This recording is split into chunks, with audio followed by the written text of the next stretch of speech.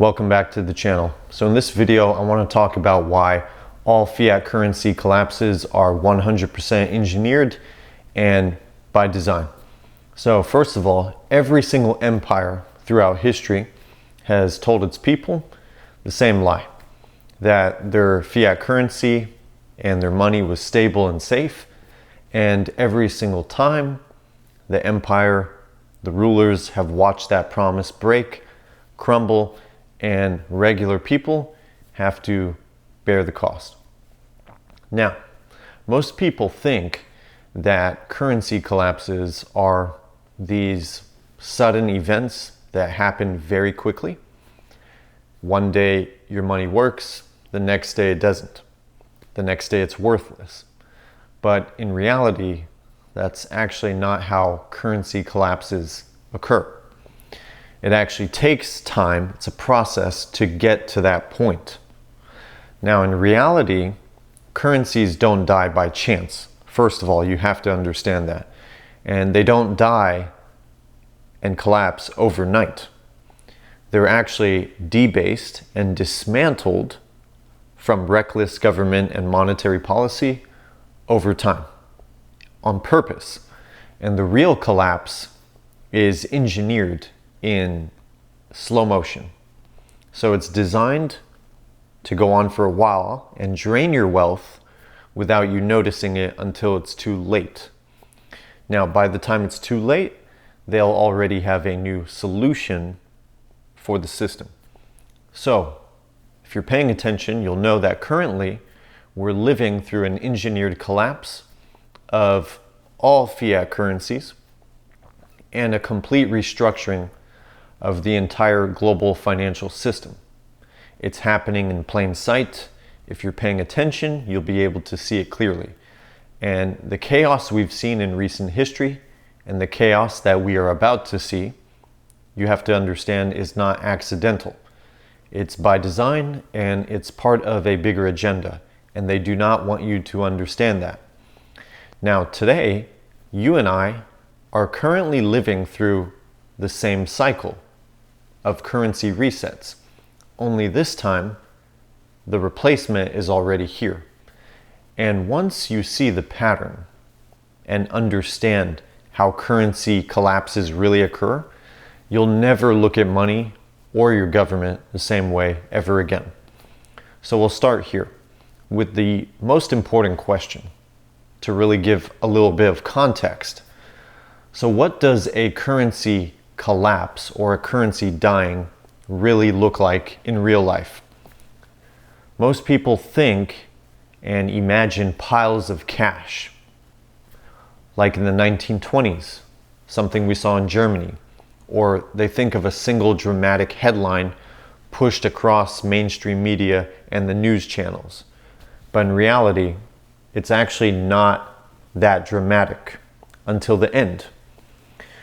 In reality, the way it actually occurs is currently like what we're seeing now. The end of a currency rarely arrives overnight. Eventually that point will come, but it doesn't happen and start like that. It's a slow erosion of wealth, a steady decline in purchasing power until it becomes undeniable and until it becomes very noticeable by your average person, by the public. So when currencies fail, the official story is always the same. It's really like they have a script or a playbook that they go by. The leaders blame war, or they blame natural disaster, or even throw one of their people under the bus and blame reckless management or mismanagement, or even potentially forces outside of human control. It's usually framed like that, and it's usually framed as miscalculation or accidental, so they don't have to be held accountable. And that's the comforting story that they'll sell and that they have sold to the public throughout history. And it's simple. It's because they want you to believe that so that they aren't held accountable.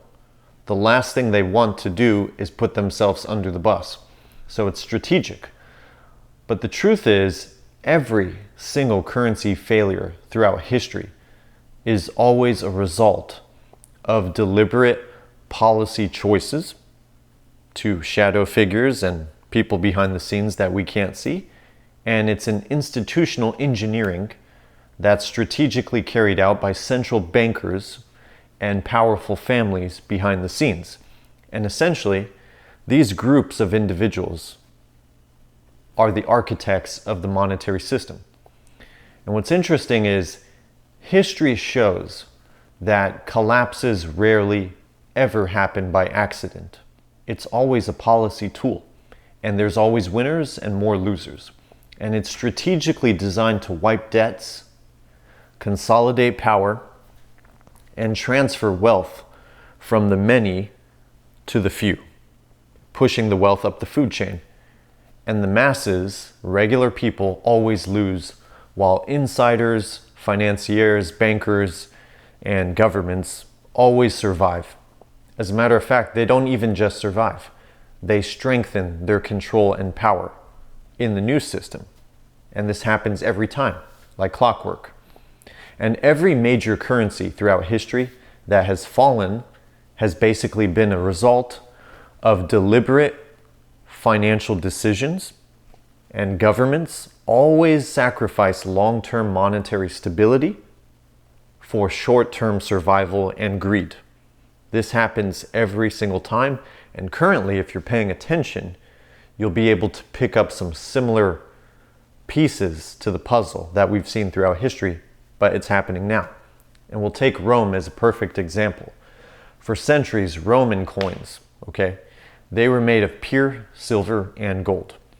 And it was the currency that was trusted by the people, by the public. Now, as the empire's costs grew out of control, because that's what governments do, spend, spend, spend, the emperors decided to dilute the money. And how did they do that? By mixing in silver with copper. This is currency debasement. Now, as this spread, the denarius, which was their currency, collapsed, and ordinary Romans, regular people, had to pay the price. And of course, the rulers preserved the empire for a time, and they consolidated wealth and power. And this was not a mistake. This was by design. It was deliberate currency debasement, and it was strategic. And at the end of the day, the people took the hit. And the same thing happened in Weimar Germany after World War I. So they were crushed by reparations. After World War I, the government printed endlessly. And within years, what happened? The mark, their fiat currency, became worthless. And of course, the same thing happened. Ordinary, regular people lost savings and livelihoods. Their quality of life was destroyed, while politically connected individuals and elites and foreign financiers came in and scooped up German assets for pennies on the dollar, buying everything cheap. It kind of reminds you of BlackRock, So what was called desperation in textbooks and history books was in reality a massive wealth transfer. And we saw something very similar in 2020. And there will be another one that comes eventually. Now, even in the United States, just as another point, the process wasn't accidental. It was engineered in plain sight. And what I'm referring to is in 1971, the moment inflation really started to take a hit. Nixon took us off the gold standard. And officially, that was framed in the newspapers at the time as a temporary defense measure. That's what they said it was. But in reality, it basically marked the end of sound money, and it basically handed policymakers and the elites, the Federal Reserve, unchecked power and the ability to print without restraint. Just keep printing money because they were not tied to the gold anymore. So they could print unlimited amounts of money, and that's why we're here today. Fast forward, they financed endless wars, expansive welfare programs, and they did corporate bailouts, which were financed through debt and inflation, of course. And the result, regular people, savers, What do? They just watch their purchasing power decay gradually while wealth and power gets pushed up the food chain to the big institutions, Wall Street, banks, and political elites, and the donors that donate to the politicians. Now, the same pattern repeats globally. We saw the same thing in 1997. The Asian financial crisis basically wiped out currencies across Thailand, Indonesia, and South Korea. And of course, blame, as you know, was placed on reckless borrowing. That's what they said. But the deeper truth, when you actually look what actually was going on at the time, was that international institutions and speculators actually triggered the collapse. Okay? And they also triggered the panic. And what did they do afterwards? They stepped in, and foreign powers bought assets for cheap, very cheap, assets at steep discounts. And IMF programs were imposed, and that essentially served global finance more than the local citizens. And they were all doing this together at the same time, these financial elites. It was a bigger plan. And today, we're currently witnessing the same process play out. If you pay attention, you'll notice it's only slower and more sophisticated because they can control it with manipulation and technology. And the US dollar and other major currencies throughout the world are declining gradually through money printing, debt expansion, debt creation, credit creation, and inflationary policies. It doesn't matter what it's called. The outcome is the same. It's currency debasement. And they try to keep it complicated so people can't keep up with what's going on. And as they expand the money supply, that weakens trust in the currency and it erodes purchasing power. And eventually your paycheck buys you less in the real world and your savings stretch thinner. Now, you might even get a raise at your job, or your portfolio gains might be going up, and you still feel like you're falling behind. And that's because the unit of measurement itself, the fiat currency that we value everything in, is deteriorating. So when we see asset prices going up, it's really the value of your currency going down. So the question you need to be asking is, who benefits from a currency collapse? And why is the new system that's being built so attractive to the people in power? These are critical questions that people need to ask in order to get to the bottom of the truth and understand the motive here. Well, the debtors benefit, especially governments with very large liabilities. And the reason is simple. It's because they can use inflation to reduce real debt burdens. And by debasing the debt and their currencies, they can achieve that. And that's exactly what we're seeing happen today. And bankers and global powers can essentially erase debts by debasing the currency and consolidate wealth and reshape nations and economies, which is clearly what they want to do. They made it very clear. The BIS, the IMF, Club of Rome, World Economic Forum. So you have to understand that the architects of the system, the financial elites, the large institutions, I know it sounds very conspiratorial, but they don't always lose from declining currencies and a total currency collapse. As a matter of fact, they don't lose. Every collapse in history tells the same story every single time. It's never by chance, and somebody always profits on the other end.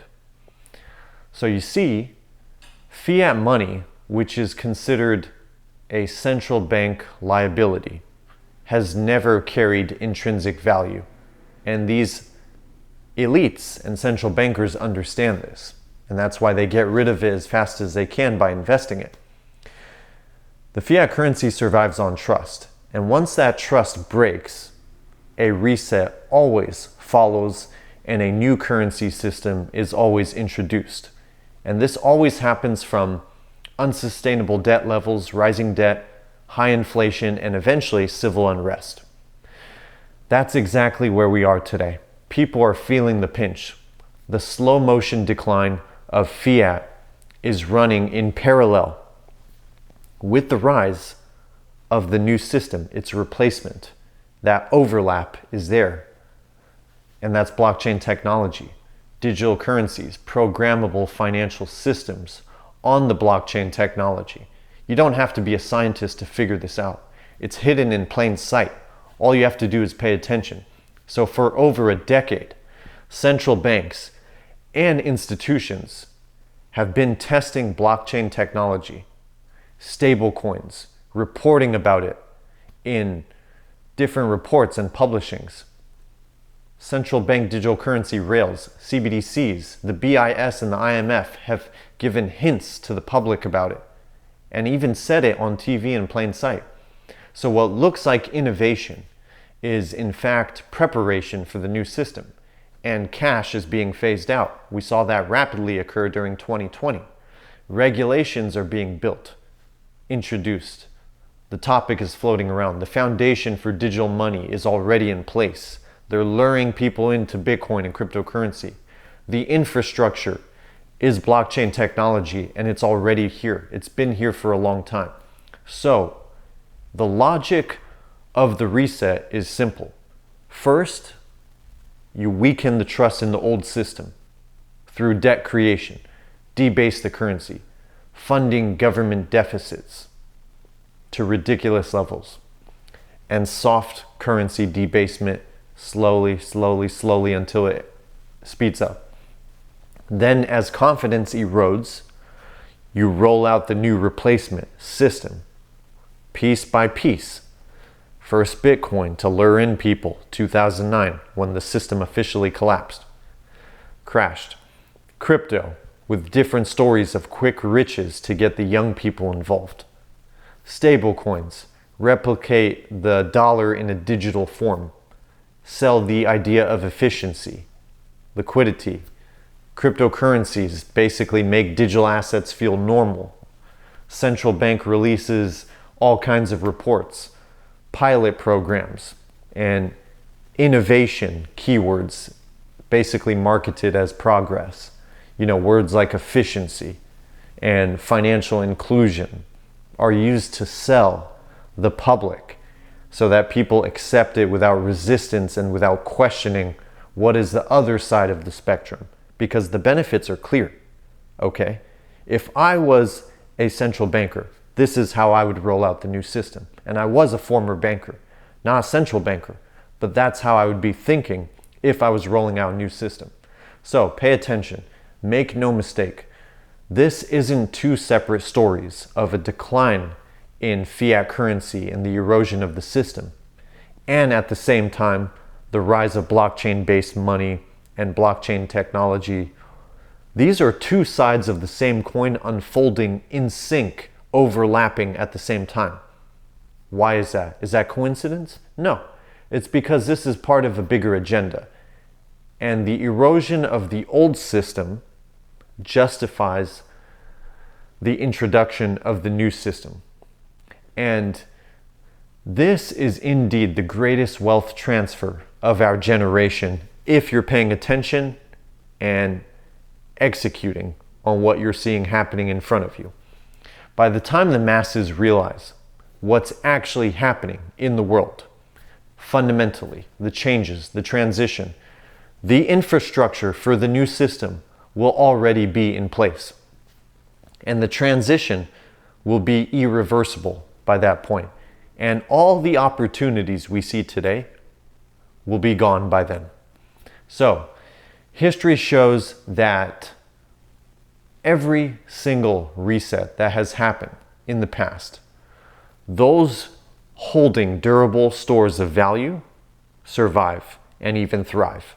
And those owning the assets that are going to carry over their value into the new system will thrive as well. This includes certain investments, financial instruments, stocks, gold, businesses, equities. Select digital assets that are going to be tied to the next financial architecture and the infrastructure of the new system. The key is simple.